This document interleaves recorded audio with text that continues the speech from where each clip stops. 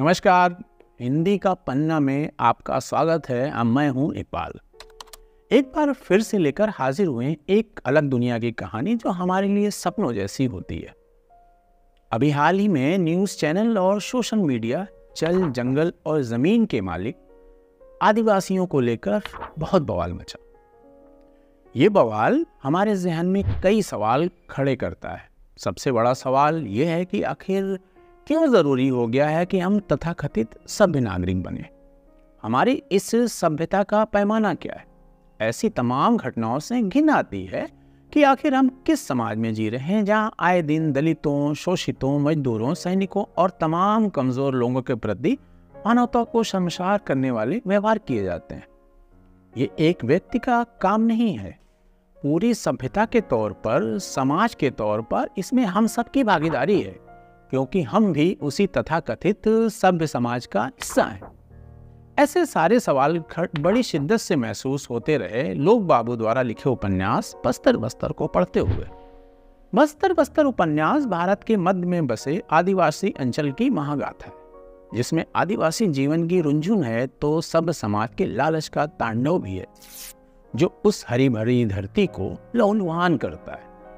बस्तर को लोग दंड कारण के नाम से भी जानते हैं। इसे सभ्य मनुष्य की लालच के नजरिए से अंकित करते हुए लोग बाबू ने इस उपन्यास के लिए बाईलाइन लिखा है, यह अरड़ तो दंड का है महाराज। यह उपन्यास पढ़ते हुए आपको बहुत जोर से महसूस होगा कि आधुनिक और सभ्य होने के दंभ में हम लोग जिस वर्ग को आदिवासी कहकर पुकारते हैं, जीवन के प्रति उनका दिल कितना विशाल है।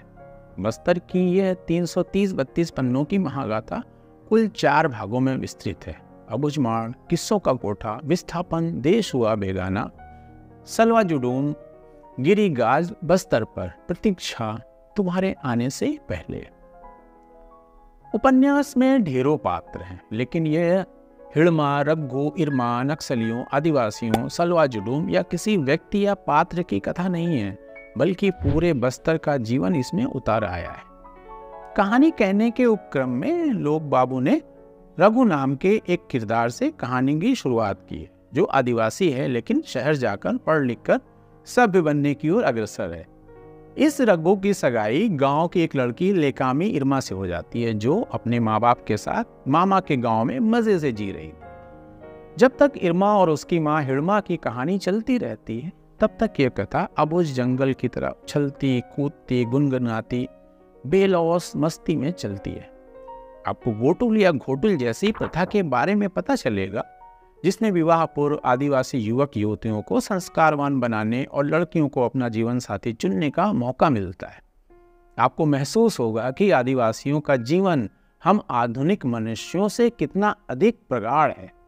हम वास्तव में जीते नहीं हैं, बल्कि जीने के बारे में सोचते रहते हैं। महिलाओं की स्थिति की तुलना करें तो हमारा सभ्य से सभ्य समाज भी उनकी प्रथाओं के आसपास नहीं ठहरता है। उनके यहाँ बलात्कार के बाद महिलाओं को दोषी नहीं ठहराया जाता, बल्कि उसके बावजूद भी अपना पति चुनने का उनका अधिकार अक्षुण्ण रहता है। अबुझमाड़ अपने आप में ही रहस्यमय नहीं है, बल्कि उपन्यास में यह रहस्यमय जीवन का प्रतीक बनकर आया। इस खिलखिलाते जीवन को बुरी नजर लगती है जब जंगली उत्पादों पर बाहरी लोगों के अधिकार का सवाल उठता है और उसमें भी कुछ अनजान चेहरे आ धमकते हैं। ऐसे लोगों के हाथ में हथियार आ गए जिन्हें पूर्णिमा की रात घोटुल में प्रेम रस में डूबे होना चाहिए। रघु और इरमा दोनों अपने पुरखों की परंपरा और जीवंतता को नहीं जी सके। इरमा को खोजता हुआ रघु जंगल जंगल भागता फिरता रहा। बस्तर का ये संघर्ष विचारधारा या धर्म की लड़ाई नहीं है, बल्कि संसाधनों पर अधिकार की लड़ाई। आदिवासियों के लिए इसमें कई पहलू शामिल हैं। एक ओर जंगल के कटते जाने से विस्थापन का दर्द, तो दूसरी ओर जंगल के संसाधनों पर गैर जंगली लोगों का अधिकार। यह पूंजीपतियों द्वारा स्थापित और मान्यता प्राप्त व्यवस्था है, जिसमें ताकत की बजाय भीड़ से सत्ता तक पहुंच बन जाती है। यदि भीड़ आपके पक्ष में है तो आप आसानी से बैंक खड़ा कर सकते हैं, अपना सामान बेच सकते हैं, मामूली ब्याज पर राशि उधार लेकर बड़ी पूंजी बना सकते हैं और अंततः भीड़ से सत्ता तक पहुंच सकते हैं। ये उपन्यास सन 2021 में राजपाल एंड सन से प्रकाशित होकर आया।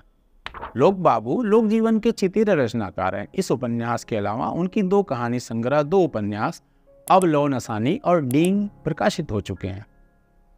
उपन्यास के तीसरे भाग सलवा जुडूम गिरी गाज बस्तर पर और चौथे भाग प्रतीक्षा तुम्हारे आने से पहले को पढ़ते हुए हम डूबते चले जाते हैं।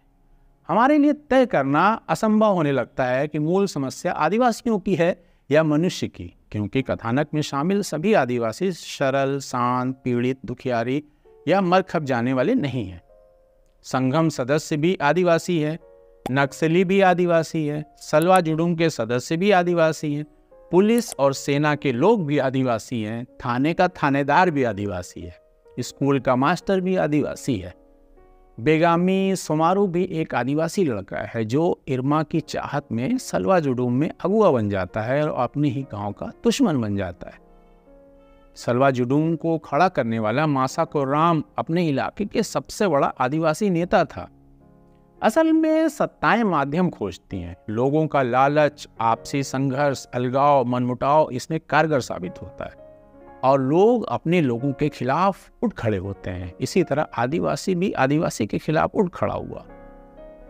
नक्सली हो या सलवा जुडूम के लोग, दोनों ने क्रूरता की हदें पार कर दी। बच्चे, लंगड़े, बीमार, विक्षिप्त तक को नहीं छोड़ा गया।